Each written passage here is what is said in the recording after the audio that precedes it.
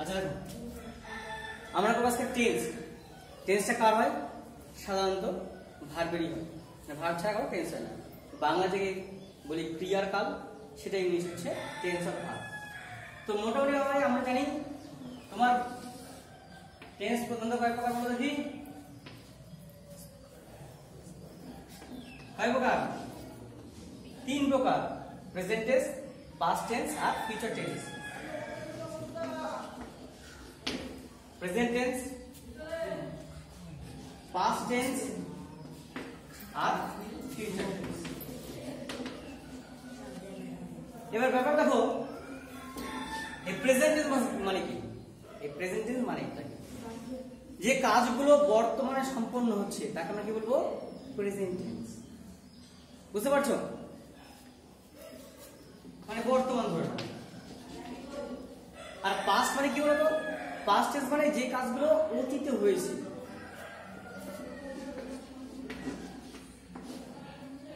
আর future মানে ভবিষ্যৎ, অর্থাৎ যে কাজগুলো হবে।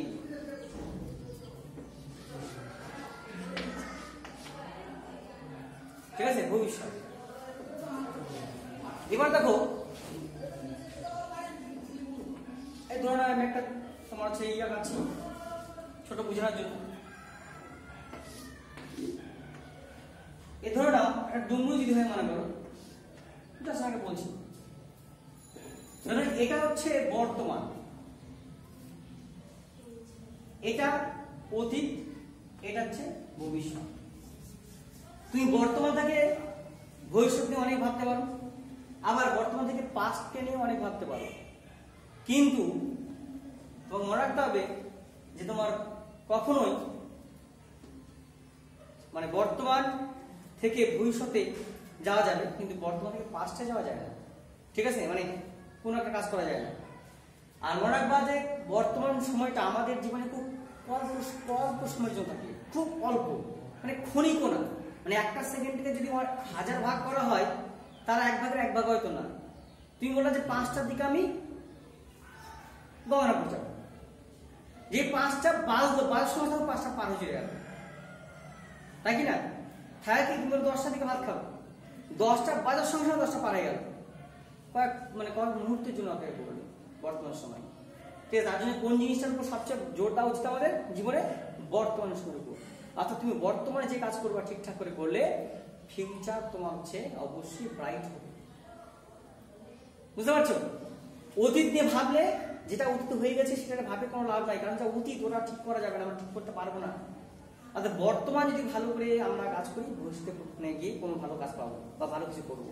অর্থাৎ বর্তমান তোমরা যদি ভালো করে পড়াশোনা করো, তাহলে ভবিষ্যতে গিয়ে তোমরা একটা সেরকম কিছু হবে। অর্থাৎ তোমার চাকরিটা কি মানে পাও বা বড় ব্যবসা করো বা কিছু করো, তাহলে তোমার সেসব করতে পারবে। তার উপর নির্ভর করতে হবে এই বর্তমানটার উপর, মানে আজকে তুমি যা করছো সেটা তোমার কালকে ভবিষ্যৎ। সে পরের ব্যাপার আমরা এটা আলোচনা করবো পরে। তো আমরা দেখছি এখানে 3টা টেন্স পেলাম, present tense, past tense, future tense. Present tense মানে বর্তমান কাল, পাস্ট টেন্স মানে ভূতকাল, আর ফিউচার মানে ভবিষ্যৎ কাল। এর মধ্যে কোনো সমস্যা কারো আছে? আচ্ছা, এটা সমস্যা। এবার দেখো, এই প্রতিটা টেন্সকে, 3টা টেন্সের প্রতিটাকে 4টা ভাগে ভাগ করা যায়। কয়টা ভাগে ভাগ করা যায়? 4টা ভাগে। কি কি?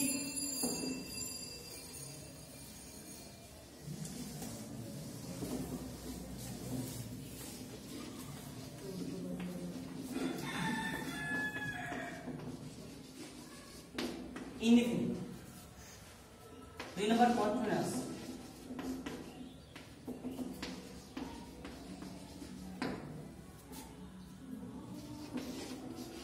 পারফেক্ট, 4 নম্বর perfect continuous.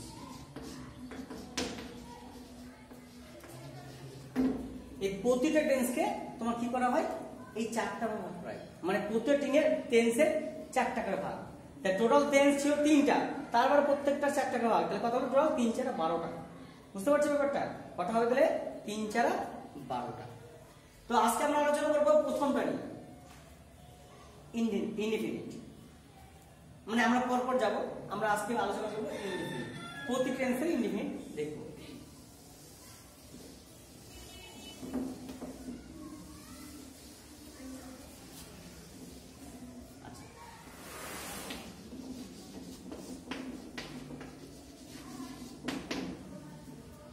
Indian word tense মানে কত সাধারণ জনে পড়ছি, বুঝতে পারছো তো?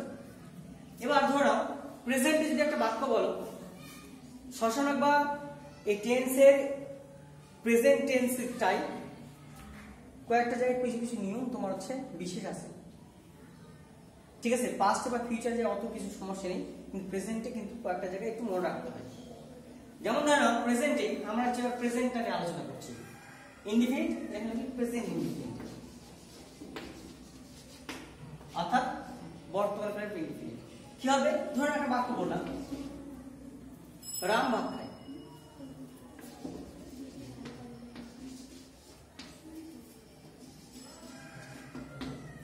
আরেকটা বাক্য লিখছি আমি বা তুমি, আমি ভাত খাইছিলাম।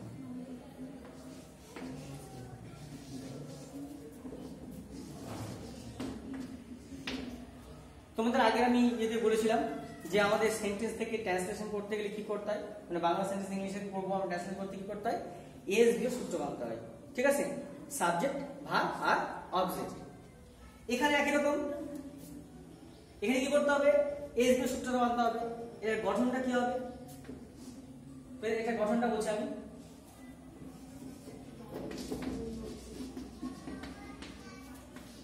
সাবজেক্ট আমি ছোট করে লিখছি, ভার্ব প্লাস অবজেক্ট আমি ছোট করে লিখলাম, মানে ছোট ভাবে লিখলাম। সংক্ষেপে তুমি লিখবা এস ভি ও, ঠিক আছে? এর সংক্ষেপ এই মানে বাক্যটার গঠনটা এরকম প্রেজেন্ট। এবার কি হবে? রাম ভাত খায়। এখানে কে দিয়ে বা হু দিয়ে প্রশ্ন করলে কোন উত্তর আসতেছে? রামটা সাবজেক্ট। কি বা কাকে দিয়ে প্রশ্ন করলে কি উত্তর আসতেছে? ভাত। আর কি খায় মানে সরি কাজ করা বোঝাচ্ছে খাওয়াটা, তাহলে কি হচ্ছে? হচ্ছে ভাত। তাহলে কি পাচ্ছি? এটা হচ্ছে সাবজেক্ট, কি খায় বা কাকে খায় এটা হচ্ছে অবজেক্ট, আর খাওয়াটা হচ্ছে ভাত। তাহলে কি হলো? এটা কি ভাষা যাবো আমরা? S view. এবার দেখো তাহলে রামের ইংলিশ তো রামই এখানটা যেহেতু নাম। এবার খাওয়ার ইংলিশ কি? ইট। আর ভাতের ইংলিশ কি? রাইস। এবার মজার কথা দেখো, তোমাদের বলেছিলাম আমি আগের দিনও যে থার্ড পারসন সিঙ্গল নাম্বার হলে প্রেজেন্ট টেন্সে ভার্বের সঙ্গে এস বা ইট বসে। এখানে দেখো রামের সঙ্গে Ram third person single number, তার ভার্ব আছে ইট, তার সঙ্গে এস না ইয়েস বসবে, মানে এস যদি বসে হয় এস বসবে, না হলে ইয়েস বসাতে হবে। এখানে কি হবে? যেহেতু এস বসছে ইটস হলেই হয়ে যায়, তাহলে আমি লিখলাম রাম ইটস রাইস। বোঝা গেল? রাম ভাত খায়। একইভাবে দেখো এটা কিন্তু মনে রাখবা, যদি থার্ড পারসন মানে সিঙ্গল নাম্বার হয়, রাম শাম যদু মধু ইট হি সি এগুলো হলে কিন্তু তার ভার্বের সঙ্গে এস বা ইয়েস যোগ হবে, অন্য ক্ষেত্রে যোগ হবে না। অর্থাৎ সেটা অন্য পার্সন যদি হয়, ফার্স্ট পার্সন, সেকেন্ড পার্সন বা থার্ড পার্সনের তোমার প্লুরাল নাম্বার যদি হয়, সেক্ষেত্রে কিন্তু হবে না। আমি উদাহরণ দেওয়ার জন্য আর বোঝানোর জন্য তোমাদের একটা উদাহরণ দিয়েছি। আমি ভাত খাই, আমিটা কি? আমি আমার ইংলিশ কি? একই রকম সাবজেক্ট আমরা অবজেক্ট করলাম, একই ইংলিশ আই। এবার ভাত খাওয়ার ইংলিশ কি? খাওয়ার ইংলিশ ইট। আর কি খাই না ভাত, এই রাইস। এখানে দেখো ভার্বের সঙ্গে এস বা এস দিলাম না, কেন বলো তো? কারণ থার্ড পারসন সিঙ্গল নাম্বারের সঙ্গে এস বেস হয়, এখানে কিন্তু সেটা দরকার নেই, তার জন্য দিলাম না। বোঝা গেল তো? বুঝতে পারছো? এবার দেখো আরেকটা জিনিস, তেমন ধরে নাও, এটাই বলছি আর কি, রাম একজন ছাত্র।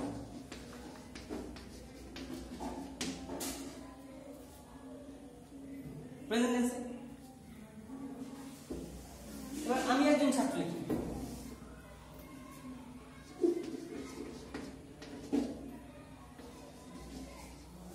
আমি একজন ছাত্র। কি হবে?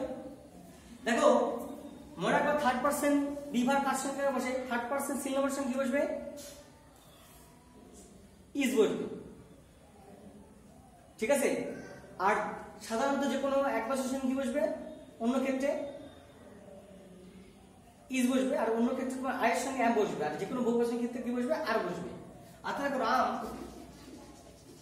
রাম হয় একজন ছাত্র, এখানে কি বসাবা? ইজ বসাবা। একজন ছাত্র মানে এ স্টুডেন্ট। এবার আমি একজন ছাত্র বললে আয়ের সঙ্গে এম বসাবা। এটা খালি পার্থক্য। I M a student.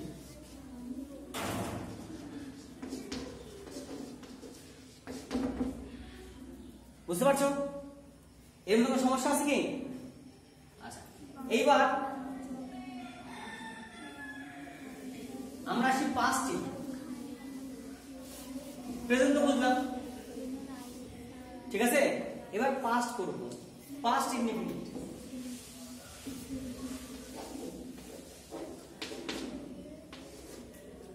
Past indefinite গঠনটা কিরকম হয় বলো তো? একই রকম হবে, সাবজেক্ট এই ভার্বের সেকেন্ড ফর্মটা হবে। ওই যে তোমাদের ভার্বটা বলেছিলাম টু বি ডান, যে মাঝখানে যে সেকেন্ড ফর্ম, তাহলে কি হবে এটা?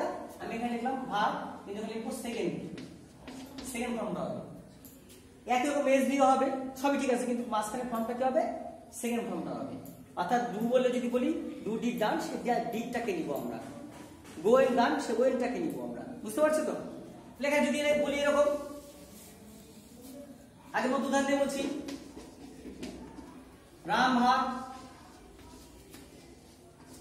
খেয়েছিল, ঠিক আছে? এবারে বলছি আমি ভাত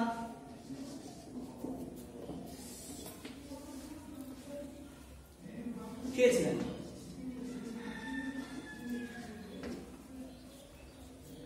বুঝতে পারছো তো? এবার রাম ভাত খেয়েছে, মানে কাজটা হয়ে গেছে। রাম আগের মতো নিয়ম একই রকম। খাওয়ার ইংলিশ কি? ইট। এটা পাস্ট টেন্স কি হবে? এট। আর ভাতের ইংলিশ কি? রাইস, তোমরা জানো। আচ্ছা, একরকম হবে, এটা কি হবে? রাম ভাত, আমি ভাত খেয়েছিলাম। I ate rice। মনে রাখবা পাস্টে ঝামেলা কম, পাস্টে ঝামেলা কম। বুঝতে পারছো? আগে আমি বলছিলাম রাম একজন ছাত্র, যখন বললাম তুমি কি বলো? রাম ইজ এ স্টুডেন্ট, আমি একজন ছাত্র, আই এম এ স্টুডেন্ট। যে কোনো বলছিল আর হবে, তারা ছাত্র, দে আর স্টুডেন্টস। এখানে কি মজার কথা, এখানে এত কিছু মানতে হয় না, এখানে যা মানে খুব সোজা।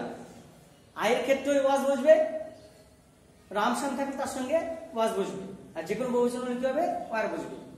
ঠিক আছে? বুঝতে পারছি কি বললাম? আর এমনি ভার্ব থাকলে তার পাস্ট ফর্ম বসবে। ঠিক আছে? বুঝতে পারছো তো? কোনো সমস্যা তো? এবার আমরা আসি ফিউচার।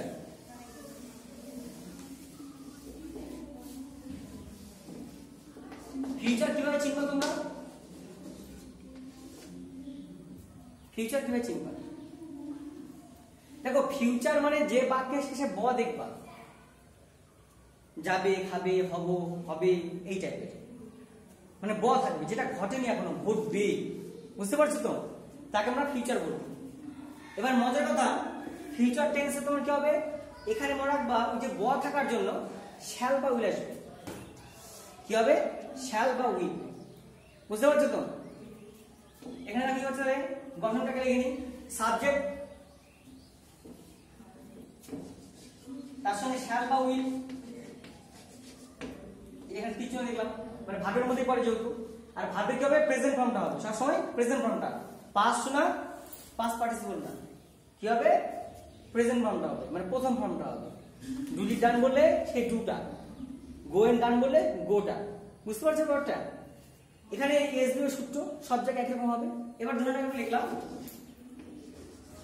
রাম ভাত খাবে, তাহলে কি লিখবা? রাম ভাত খাবে। এবার দেখো শ্যাল আর উইল কোথায় বসে? একমাত্র আই আর উইল এর সঙ্গে শ্যাল বসে, আই আর উইল এর সঙ্গে শ্যাল বসে। বাদের ক্ষেত্রে কি হয়? সব জায়গায় উইল বসে। তো এখন মডার্ন ইংলিশে তোমার কি বলা হচ্ছে বলতো? ওই উইলটা সব জায়গায় বসাই দিচ্ছি। বর্তমানে কোন কোন জায়গায় ইংলিশে দেখবা যে আয়ের সঙ্গে উইল বসাই দিচ্ছে, শ্যালের সঙ্গে উইলের সঙ্গে উইল বসাই দিচ্ছে। বুঝতে পারছো? জোর দেওয়ার জন্য আবার তোমার তুমি শ্যালের জায়গায় উইল বসাতে পারো, সেটা পরে যাবে। তো মোটামুটি তোমার মনে রাখবা রাম ভাত খাবে, তাহলে কি হবে? এখানটা রাম রামই হবে। এবার আমরা যে নিয়ম শিখেছি যে আই আর উইল বাদে সবার সঙ্গে উইল বসবে, তাহলে উইল বসাবো। এই ব থাকার জন্য সেটা বসাচ্ছি। খাওয়ার ইংলিশ কি? ইট, এট, ইটেন, তাহলে এখানে ইটই বসবে। আর কি হবে? রাইস, তো রাইস হবে। বুঝতে পারছো সবাই? এবার দেখো যদি বলি আমি ভাত খাবো, এবার যদি বলি আমি ভাত খাবো তাহলে কি হবে?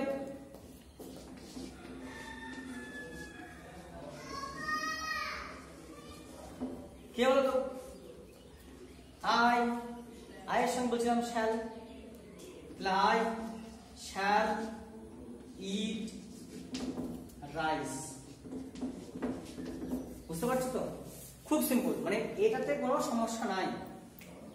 তুমি নিয়ম ধরবা S V O subject verb object, ওই নিয়ম ধরে পরপর সাজালে পেয়ে যাচ্ছে। খালি মনে রাখতে হবে থার্ড পারসন সিঙ্গল নাম্বার হলে ভার্বের সঙ্গে এস বিও যোগ হয়, এটা মাথার মধ্যে রাখতে হবে। আরেকটা কথা মনে রাখতে হবে যে থার্ড পারসন সিঙ্গল নাম্বারের সঙ্গে প্রেজেন্ট টেন্সে বিভারের মধ্যে কি হয়? ইজ হয়। আই এর সঙ্গে এম হবে, আর বাদ বাকি যত বহুবচনের সঙ্গে ইউ হবে, সরি আর হবে। এমনকি তুমি অর্শন কিন্তু আরই হবে, ইউ তুমি বা তোমরা একসঙ্গে বোঝে তার জন্য আরটাই হবে। বোঝা গেল? পাস্ট টেন্সে কি হবে সেটা? এক বছর যে কোনো এক বছরের সঙ্গে বিভাগ কি হবে? ওয়াজ হবে। আর তোমার হচ্ছে বহুবচন কি হবে? ওয়ার হবে। ফিউচারে কি হবে? ফিউচারে শ্যাল আই আর এর সঙ্গে শ্যাল বসবে, তারপরে ভার্বে তোমার হচ্ছে মানে প্রেজেন্ট ফর্মটা, আর তোমার হচ্ছে বাদ বাকি যদি অন্য কিছু হয় মানে তোমার হচ্ছে হি সি রাম শ্যাম যদি মধু, তাহলে কি হবে? উইল বসবে, তার সঙ্গে ভার্বে প্রেজেন্ট ফর্মটা। এই ছিল আমাদের তোমার প্রথম টেন্সের ইনডিফিনিটটা এর গঠনটা। এই টেন্সটা বুঝলে তোমাদের কি হবে শোনো, এই টেন্সটা বুঝলে টেন্সে 12টা ভাগ, মানে 4টা ভাগ আছে প্রতিটা টেন্সের, টোটাল 12টা ভাগ। এবারে যে আমরা তোমাকে 3টা কিন্তু ভাগ করে ফেললাম, এইভাবে কি বোঝো তাহলে কি হবে? তোমার সঠিক জিনিস বোঝা হবে। অর্থাৎ টেন্সটা কিন্তু তোমার প্রথম বলেছিলাম তোমাদের প্রথম সিঁড়ি হচ্ছে ভার্ব, দ্বিতীয় সিঁড়ি কিন্তু এই যে তোমার টেন্স। এই টেন্সটা বলে তুমি ইংলিশ সঠিকভাবে লিখতে পারবা এবং বুঝতে পারবা কোন টেন্স আছে, কিভাবে কি করতে হবে। বিভিন্ন রাইটিং স্কিল, বিভিন্ন গ্রামার তোমাকে এগুলো হেল্প করবে যদি বোঝো। আর যদি না বোঝো তাহলে কি হবে? কোনো লাভই নেই, মাথার উপর দিয়ে ঢুকবে, উপর দিয়ে বাড়াবে। ঠিক আছে? ইংলিশ যারা দুর্বল তারা এইভাবে আস্তে আস্তে আগাতে হবে।